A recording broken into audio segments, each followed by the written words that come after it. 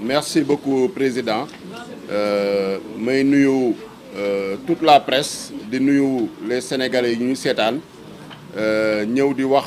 en tant que membre député membre du groupe parlementaire Yewwi Askan Wi à l'Assemblée nationale par rapport ak suñu taxawaay ci lu xew Assemblée nationale avènement yi ci mujjee xew mooy commission d'enquête parlementaire ak proposition de loi constitutionnelle ba nga xam ne moo indi coow li yëpp moo indi fitna bi yëpp di wax ni rek di rappeler que en août 2023 indi woon nañu au niveau de l'Assemblée nationale ay propositions yu jóge woon ay conclusions yu jóge woon ci dialogue national bi indi ko révision constitution article 29 de la constitution indi woon fa ay modifications sur le code électoral loolu bañ ko indee bañ ci waxtaanee également suñuy leader yu bokk ci coalition Yewwi Askan Wi dañu defoon ay propositions d'amélioration muy ci règlement intérieur bi lu ñuy woowee ay amendements pour que élection bii di ñëw élection 25 février bi mun a nekk une élection transparente mun a nekk une élection démocratique mun a nekk une élection inclusive parce que alerté woon nañu gisoon nañu luy ñëw aussi bien si proposition yi ñu defoon ci parrainage bi si proposition yi ñu defoon sur l'éligibilité article 57 également ak si proposition yi ñu defoon ci processus électoral bi à l'époque ba ñu defee amendement ya ñu demoon ca dialogue national bi dañu rejeter purement et simplement les amendements ñu ne soxlawuñ ko parce que jàpp nañ ne proposition yooyu ay proposition yu baax la déggoo nañ ci am nañ ci consensus donc duñ ci changer virgule te ci proposition yooyu fa la tirage au sort jóge tirage au sort muy naan loterie ñoom ñoo ko indi dugal ko ci code électoral bi ci proposition yooyu fa nañu créer la commission de contrôle des parrainages ba pare dénk ko conseil constitutionnel sans aucun garde-fou amul dara loo xam ne teg nañ ko pour xool naka nañuy superviser liggéey boobu naka nañuy fexee commission de contrôle de parrainage boobu mu nekk une commission boo xam ne ce sera une commission indépendante impartiale une commission boo xam ne dina def liggéeyam sur des bases objectives fa nañu dugalee ay logiciel de contrôle des parrainages foo la jógee donc ñooñu ko déposé tey ñoom ñoo indiwaat commission d'enquête parlementaire ñu ne dañuy def une commission d'enquête parlementaire pour saytuwaat le processus électoral ñoom ngay déggaat ñuy naan conseil constitutionnel liggéey ba mu def du liggéey bu baax contrôle de parrainage baaxul et cetera te jamono jooju ñun bu ñu indee amendement yi pour améliorer proposition yooyu ak code électoral bi ñoom dañoo bañ rejeter les amendements gouvernement rejeter les amendements ñu def recours devant le conseil constitutionnel dàq argument yu ñu ko tegaloon donc parce que lii nañu gisoon muy ñëw lii nañu gisoon muy raam te bëggoon nañ ko prévenir bëggoon nañ ko anticiper parce que loolu mooy suñu taxawaay au niveau de l'Assemblée nationale groupe parlementaire Yewwi Askan Wi avec les 39 députés ak directive yi nga xam ne ñoo ngi koy jot ci leaderu coalition Yewwi Askan Wi mooy ni lépp lu ñu gis ni day naxasal démocratie lépp lu ñu gis ni day delloo ci ginnaaw état de droit na ngeen ko xeex na ngeen ci opposé wu def le rôle de l'opposition parlementaire ci taxawaay boobu nañu nekkee woon malheureusement initiative boo jël waa Bennoo Bokk Yaakaar ak ñeneen ñoo xam ne peut-être ils se réclament de l'opposition mais amuñu taxawaay boobu ils le rejettent systématiquement te lii nañu bañoon crise yi nañu bañoon mu am par rapport ak la commission d'enquête parlementaire bu ñu indi ñu ne par rapport à la liquidation l'élimination de Karim Wade conditions yi ñu ko kiiwee ba ñu ko indilee également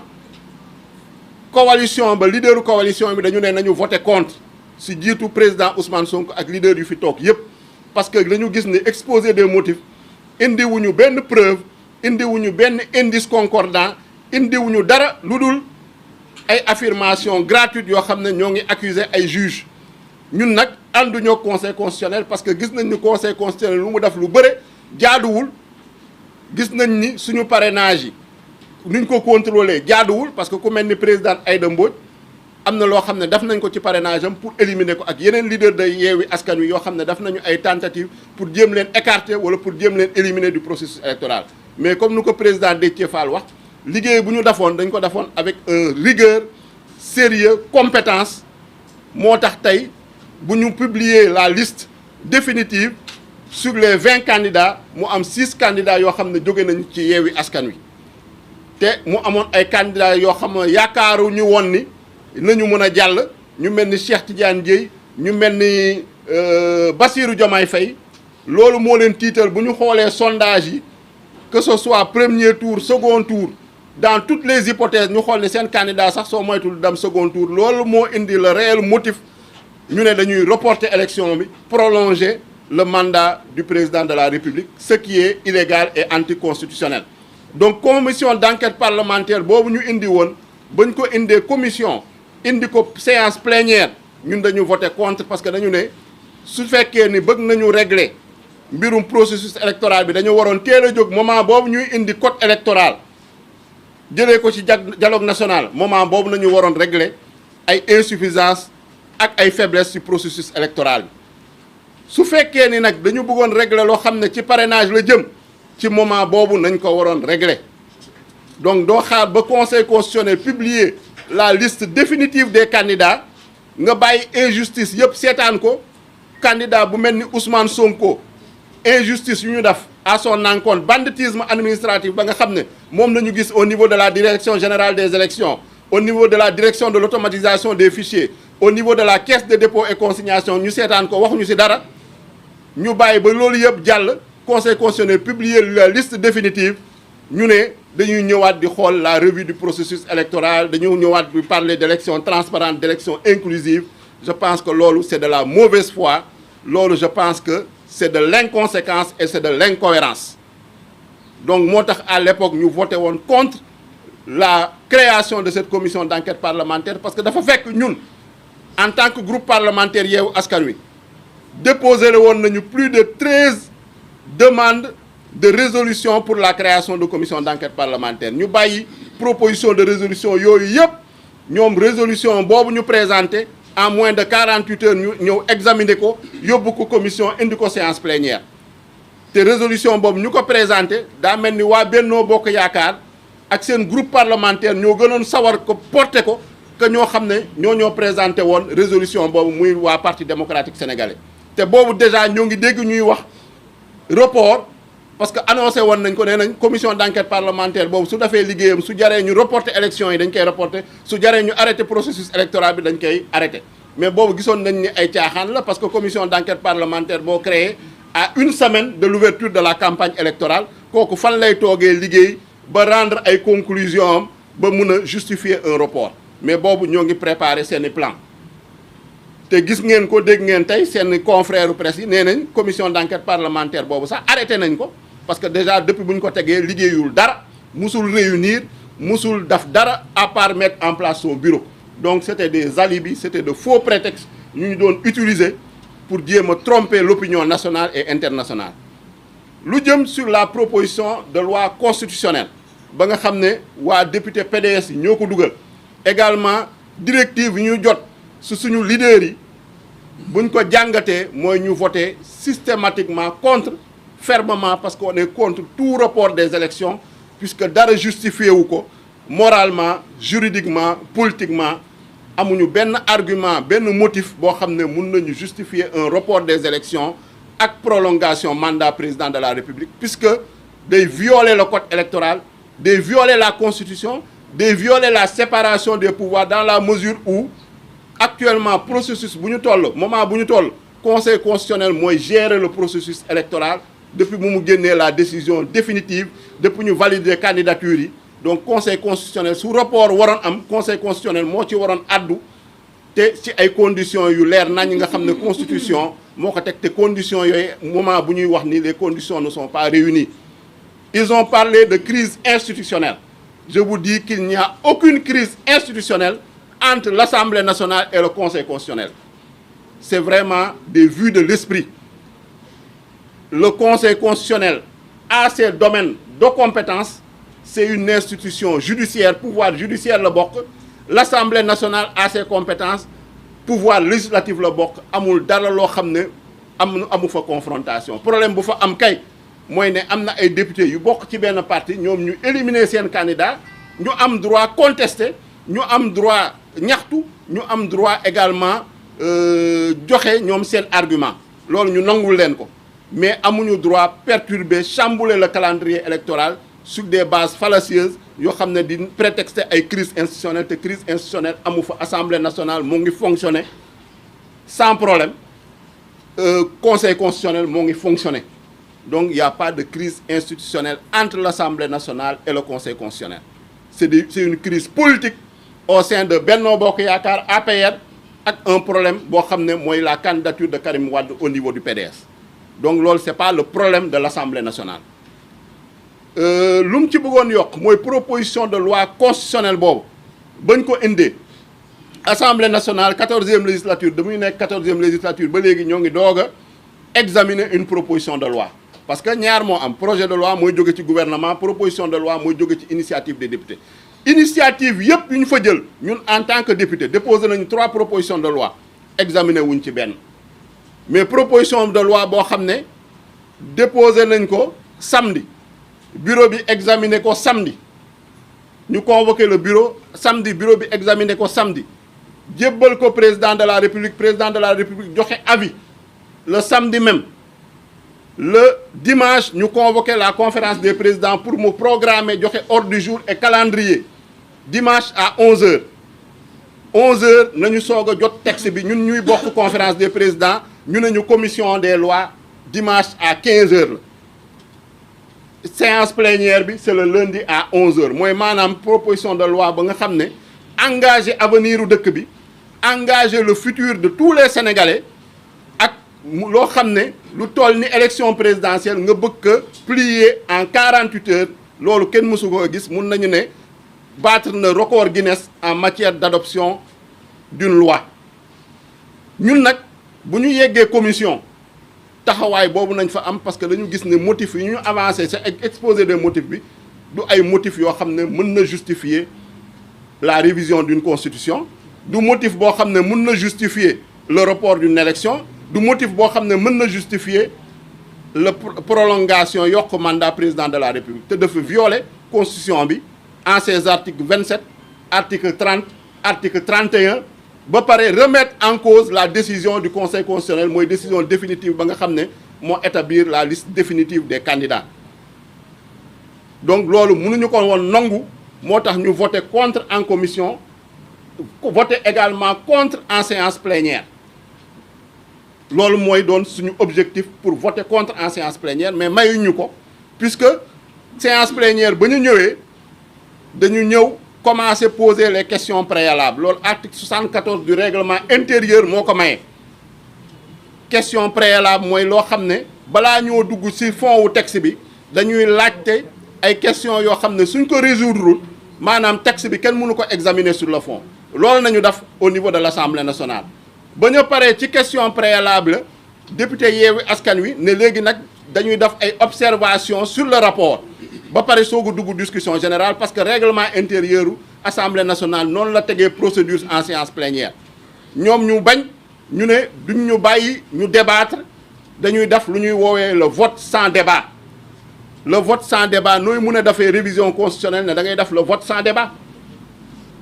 ñu ne nag loolu duñ ko seetaan duñu bàyyi Assemblée nationale muy salfaañe le règlement intérieur continuer di violer la constitution à travers un vote sans débat ba nga xam ne le règlement intérieur de l'Assemblée nationale prévoiru ko parce que Assemblée nationale kuréel la boo xam ne dañ fay waxtaan dañ fay délibérer dañ fay débattre moo tax ñu sanc Assemblée nationale ñu woowee ñu les représentants du peuple tànn 165 ñoo xam ne fu ne nañ leen jëlee ci Sénégal ak sa diaspora bi indi leen fa pour ñu représenter fa la nation sénégalaise la population sénégalaise donc comme mënul comprendre ñu ne Assemblée nationale dañ koy indil texte révision constitutionnelle ba pare ñu ne ko da ngay def un vote sans débat ñu ne loolu nag mënul nekk parce que règlement intérieur bi mayuñu ko da ngeen di ñu may ñu débat su fekkee ni débat yi minuit lay jeex ñun pare nañ ñëwaat suba pare waat nañ ñëwaat gannaaw suba ba fu mu yem après ñu soog a dem au vote loolu nañu bañ menacé ñu ne ils vont faire intervenir la gendarmerie ñun on a campé sur nos positions parce que position ñu campé c'est des positions de principe pour défendre le peuple sénégalais pour défendre la nation sénégalaise défendre la démocratie défendre l'état de droit parce que gis nañu proposition de loi constitutionnelle boobu lépp loo xam ne constitution la lépp loo xam ne code électoral la mu ngi koy violé te loolu tamit mënuñu ko seetaan en tant que représentant du peuple fa nañu jëlee la malheureuse décision dugal fa GIGN ak gendarmerie expulser député opposition bi particulièrement les députés du groupe parlementaire Yewwi Askan Wi expulser leen de manière violente de manière brutale en violant la constitution en violant le règlement intérieur de l'Assemblée nationale te loolu le président de l'Assemblée nationale moo jël responsabilité malheureusement Amadou Mame Diop il faut le nommer en complicité avec le groupe parlementaire Benno Bokk Yaakaar et le groupe Liberté Démocratie et Changement tere ñu participer au vote ñëpp di ko seetaan àddina yëpp di ko seetaan parmi certains députés sama collègue bi Ismaïla Diallo il a été violemment tabassé par des gendarmes brutalisé yeneen députés yi jigéen ñi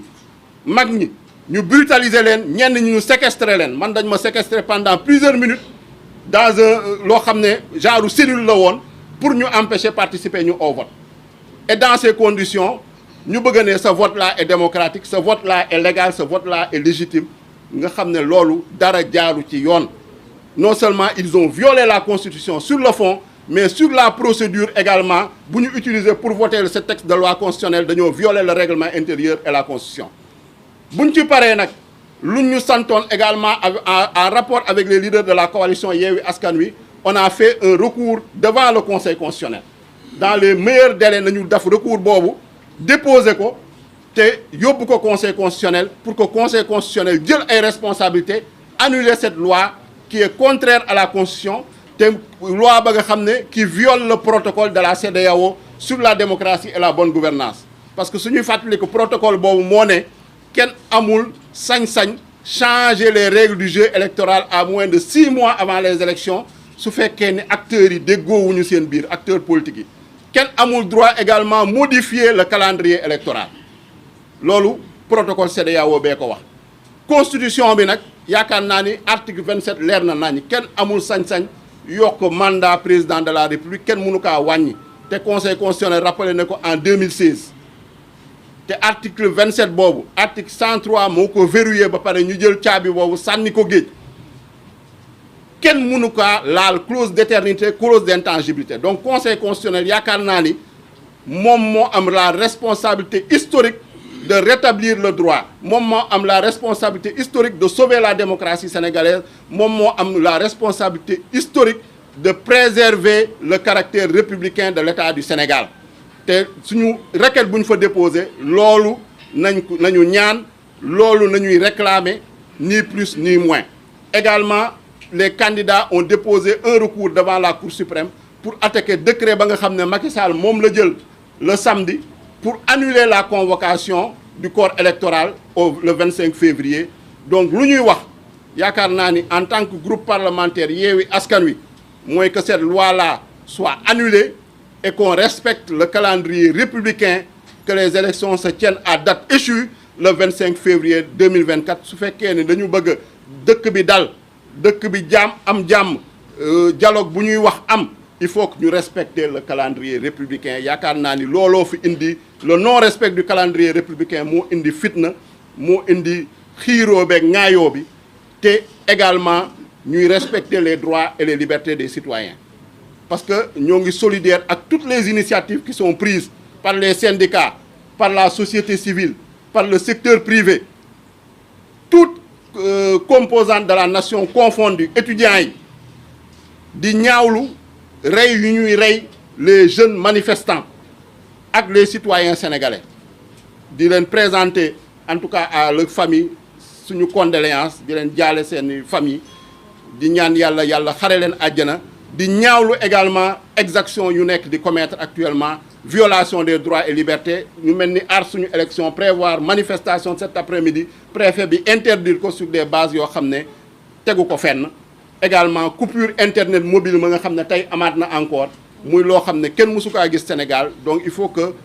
on retrouve l'état de droit, il faut qu'on retrouve la République, il faut qu'on retrouve la démocratie. Et loolu nag moo ngi dépendrul ci Yewwi Askan Wi, dépendrul ci candidat yi rek, ça dépend du peuple sénégalais dans sa diversité et dans toutes ses composantes. Loolu laa bëggoon wax, je vous remercie. Vraiment content. Dina am ku ci vraiment content.